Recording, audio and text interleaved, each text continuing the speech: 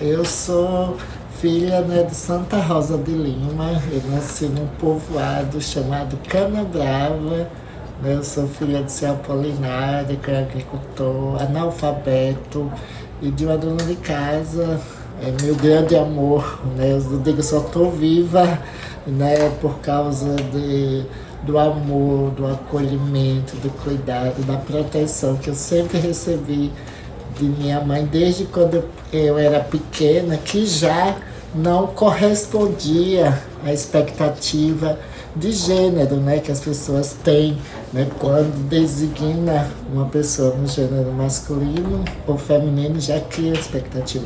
E eu desde pequena já não correspondia, eu sempre, né, me identifiquei, né, expressava características, né, do gênero feminino, que é o gênero que eu digo Então, por isso que eu digo que Linda Brasil sempre existiu. Simplesmente ela não teve o direito, né, de escolher, né, de afirmar, né, a minha identidade, né, quem realmente eu era desde pequena. E por causa disso, né, nós, pessoas LGBTs, de forma geral, principalmente as pessoas trans, né, que a gente denomina os corpos dissidentes, né, que esses corpos que não correspondem nessas expectativas, a gente começa a sofrer desde a infância. Eu lembro com 4, 5 anos, né, meus irmãos me diziam, seja homem. E eu era criança, né? Imagine, e isso acontece, infelizmente, na maioria dos lares brasileiros, né? Que a gente querer colocar as crianças e adolescentes em caixinhas. E quando esse ser que está em desenvolvimento não corresponde a essa expectativa, acaba gerando um processo, né, de silenciamento, de violência, de exclusão. Só que lá no interior eu era acolhida, né? Porque um povoado pequeno não sofria tanto. Só que aos 11 anos eu vim estudar aqui em Aracaju, né? Porque lá só tinha até a 4ª série. Eu sou a filha mais nova e meus irmãos mais velhos já tinham vindo estudar aqui com familiares, porque meus pais, como eles não estudaram, né, eles queriam muito que seus filhos estudassem.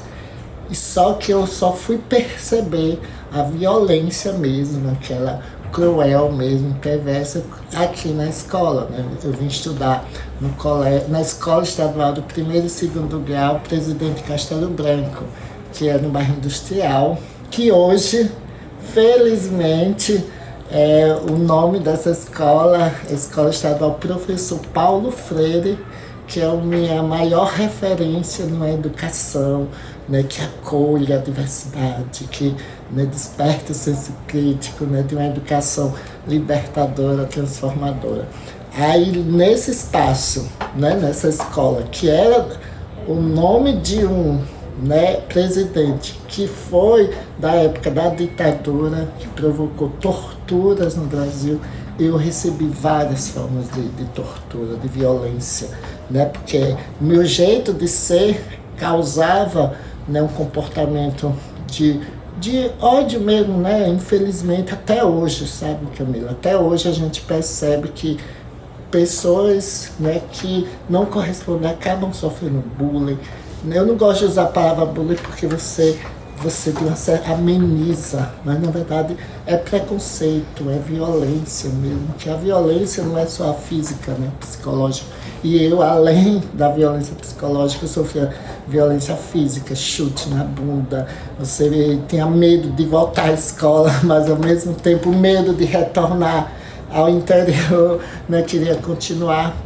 E o que aconteceu? Minhas irmãs percebendo isso, né, e eu também não estava bem, né, nessa escola, eles mudaram de escola, né, eu fui estudar aqui no colégio, né, na Associação de Ensino e Cultura Pio X, né, que é um colégio aqui no centro também.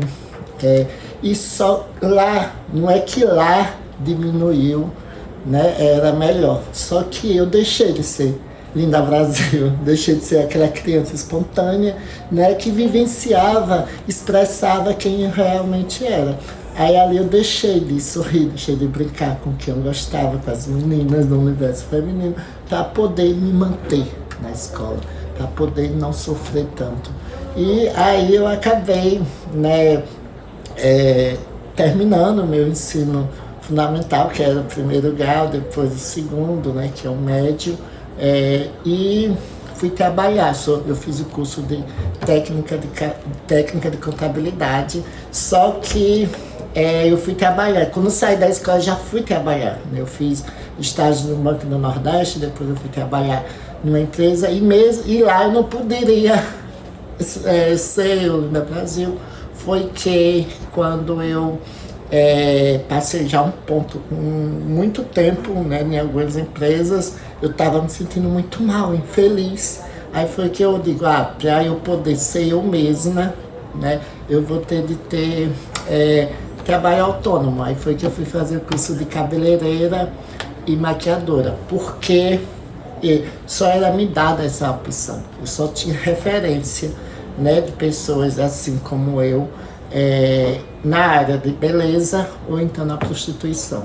Eu, para fugir da prostituição, fui fazer o curso de cabeleireira, maquiadora e trabalhei, comecei a trabalhar. Foi aí que começou a ter coragem, né? Porque a gente precisa ter muita coragem, né, de afirmar publicamente uma identidade que infelizmente até hoje, né, que é a identidade, que é a visibilidade trans, que até hoje tem muito estigma, né, tem muito preconceito, estereótipos, né, mas é libertador. Eu lembro que quando é como se você tirasse uma máscara social, uma farsa que você introjeta para poder viver naquele espaço, então para não sofrer tanto, mas quando você tira foi a coisa mais feliz da minha vida.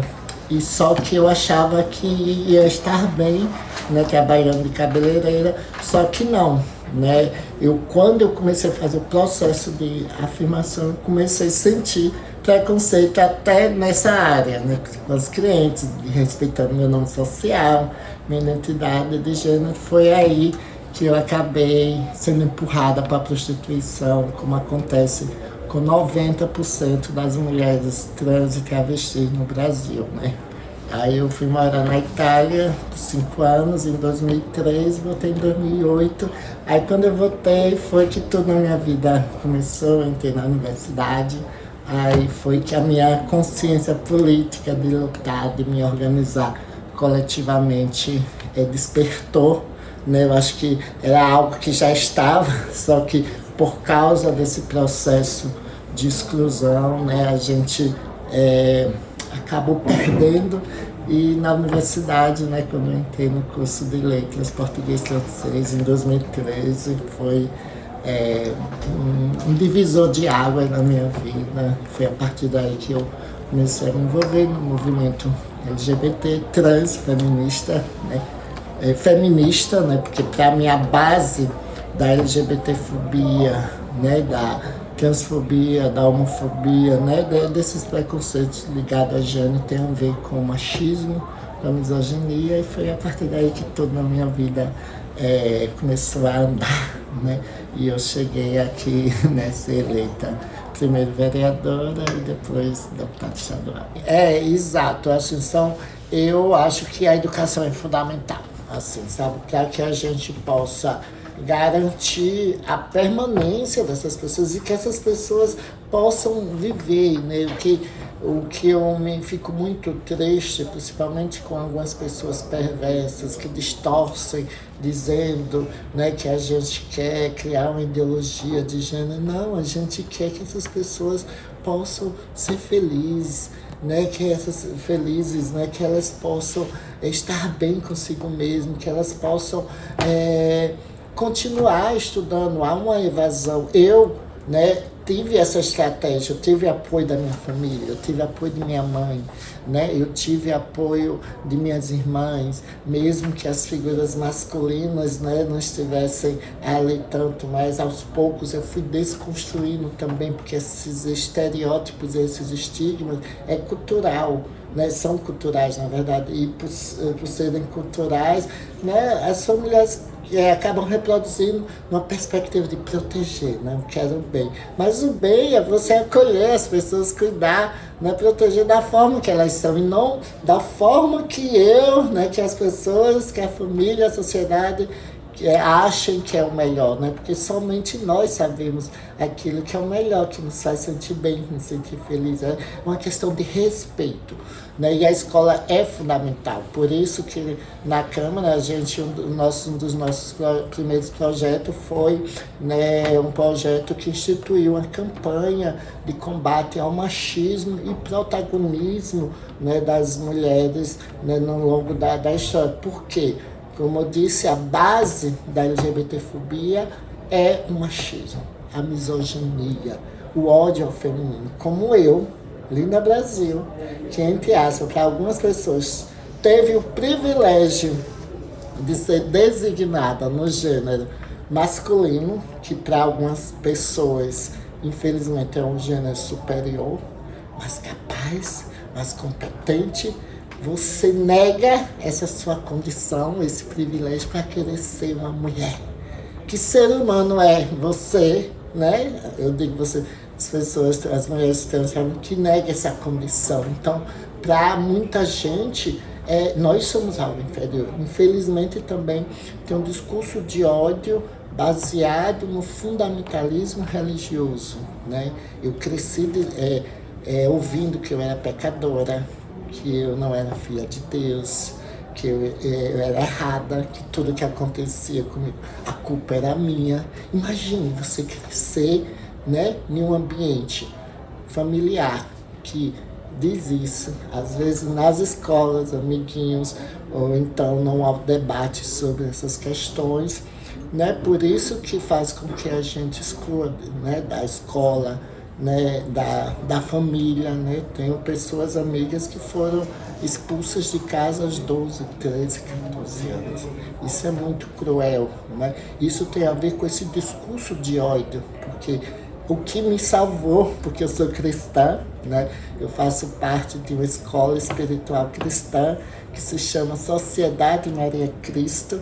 Eu sou espiritualista e eu acredito que além deste corpo há uma alma, um espírito, né, que nos dá essa singularidade, que nos define quem realmente nós somos e que, para mim, para a espiritualidade, não é pecado você ser quem você é, exercer quem realmente é. Pecado, se há pecado mesmo, como a gente pensa, né, é quem é preconceituoso, é quem é preconceituosa, né, quem não consegue respeitar, né,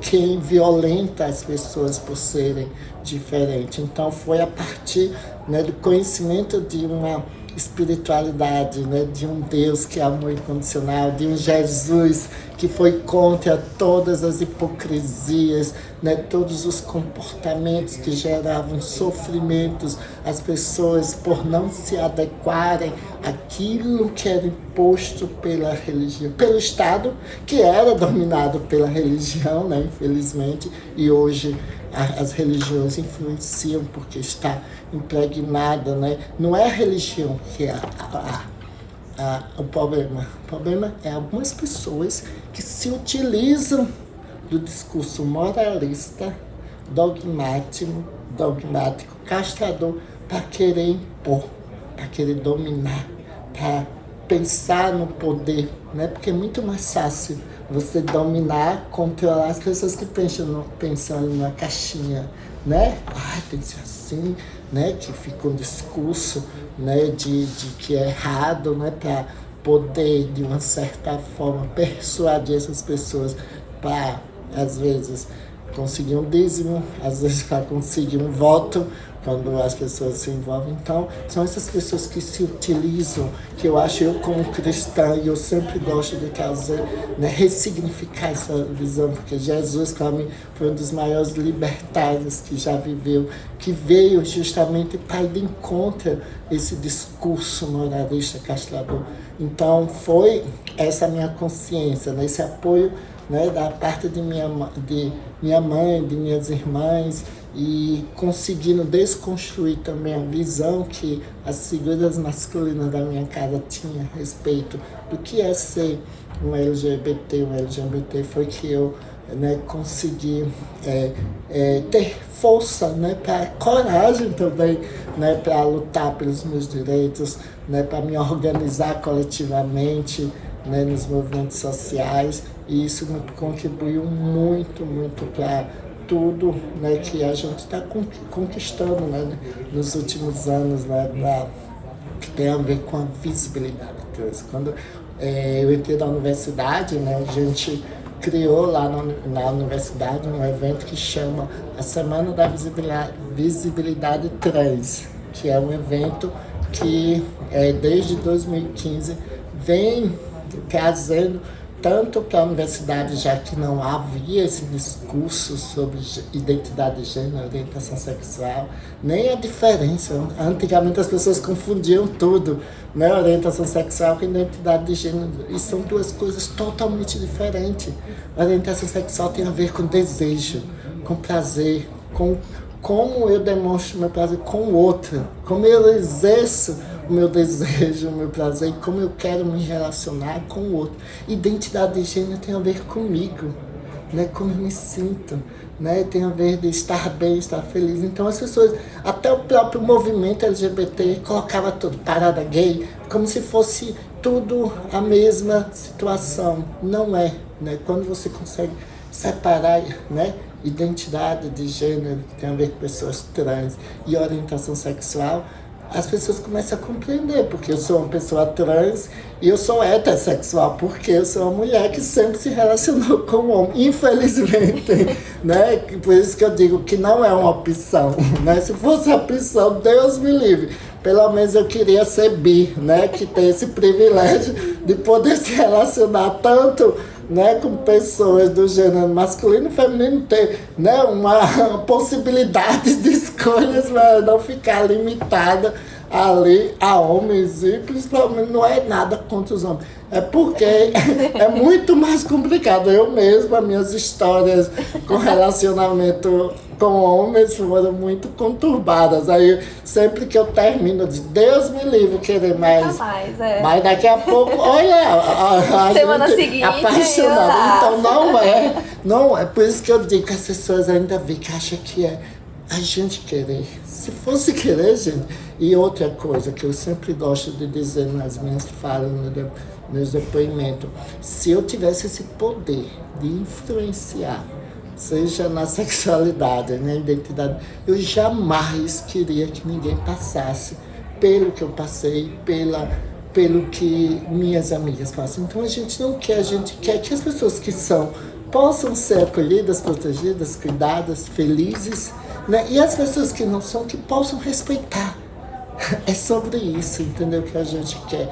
Infelizmente as pessoas distorcem de uma crueldade, de uma perversidade muito grande, só para nos perseguir, né? Nos violentar.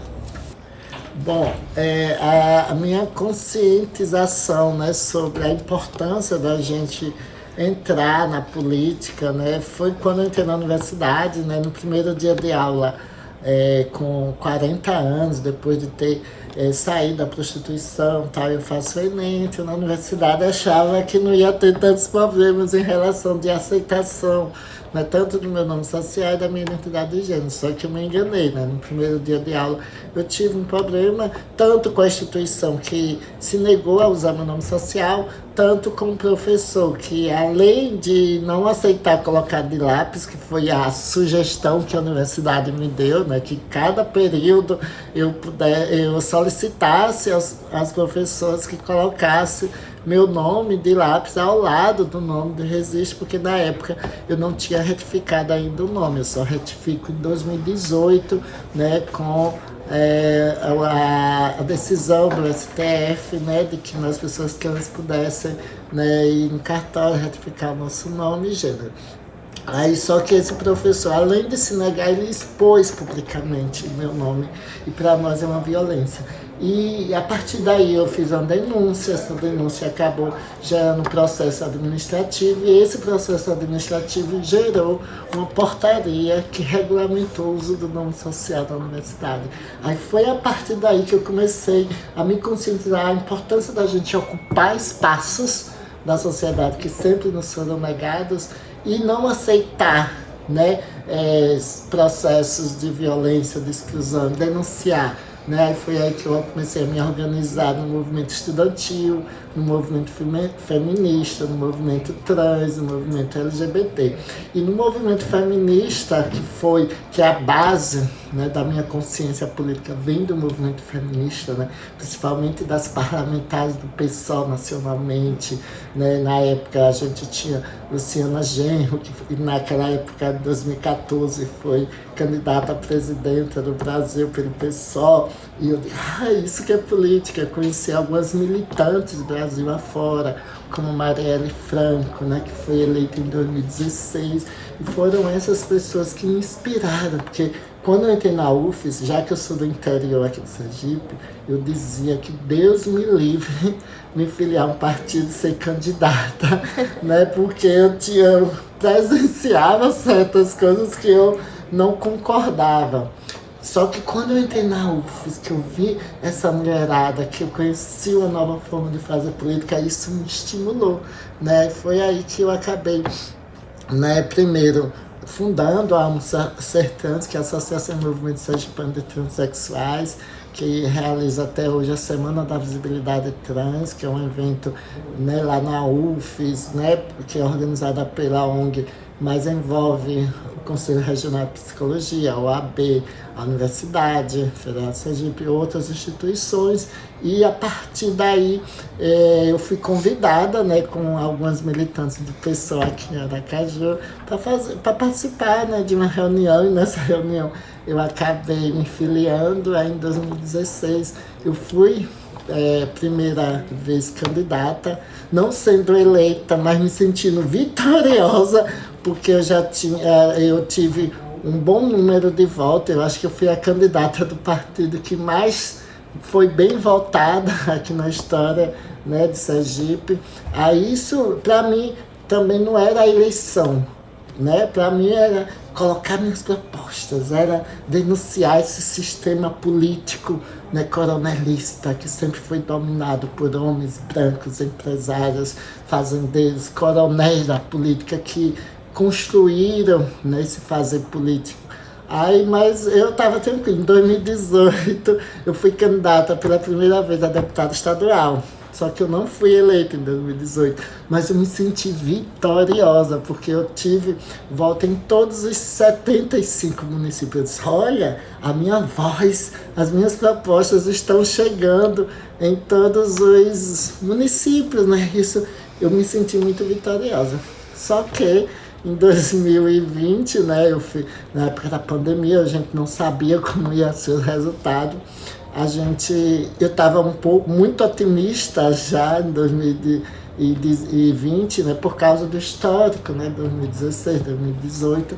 Aí quando fechou as outras que a gente saiu o resultado, né, além de ser eleita, ter sido a mais bem votada aqui, foi algo assim, não é de ser a mais, mas de saber que o povo, sabe, aracajuano estava respaldando, estava percebendo a importância, né, da participação, né, das pessoas trans, das mulheres, né, que têm essa perspectiva, né, de ocupar e transformar a política. Aí isso para mim não tem muito gratificante. Em 2022, ano passado, né, de novo eu fui candidata e de surpresa, né, fui eleita a 7ª mais bem votada no estado, só que novamente aqui em Aracaju, onde aqui eu tenho maior né, visibilidade, fui de novo eleita a mais bem votada. Isso para mim é muito simbólico, não é o fato de estar a mais, é de saber que a população está se abrindo, né? Está desconstruindo alguns estigmas e estereótipos em relação às pessoas trans. E meu legado é isso, é que eu possa inspirar outras pessoas, não só meninas trans, travestis, mas outras meninas, mulheres negras da periferia, que não têm perspectiva, né, que possam, né, prosseguir, possam continuar seus estudos, lutando, denunciando, né, porque a minha história é sempre de denúncia. E eu digo uma coisa, não adianta a gente ocupar esses espaços e reproduzir esse modelo, esse sistema, né? Esse sistema patriarcal, misógino, racista, LGBTfóbico, capacitista, né? Que esteve sempre no poder. Então a gente precisa ocupar e transformar, né? Provocar transformação. E a gente só provoca, só muda as coisas quando a gente incomoda, quando a gente denuncia, né? Se a gente não incomodar, nada muda. Então é com essa perspectiva e que o meu legado seja como eu sou inspirada, né? Como o legado da Marielle Franco, né? Que foi, para mim, fazer política parte das práticas políticas de Marielle, porque ela é a minha maior referência. E eu quero, né, colocar aqui essas ideias que ela, infelizmente, tentaram ceifar, né, porque quando mataram a Marielle, né, não era só ela, eles queriam tentar amedrontar, silenciar, intimidar esse movimento dessas mulheres negras, trans, né, indígenas, que estão cada vez mais se empoderando e ocupando esses espaços. Mas eles erraram, porque ao invés, né, da gente recuar, nós avançamos, né, cada vez mais ocupando, né, cargos, né, nos parlamentos, né, no Brasil afora. Espero que esse ocupar seja contínuo e que cada vez mais aumente. Então é sobre isso. Espero que outras meninas possam se sentir inspiradas, motivadas, não só a entrar na política, mas a ocupar espaços na sociedade que sempre nos foram negados.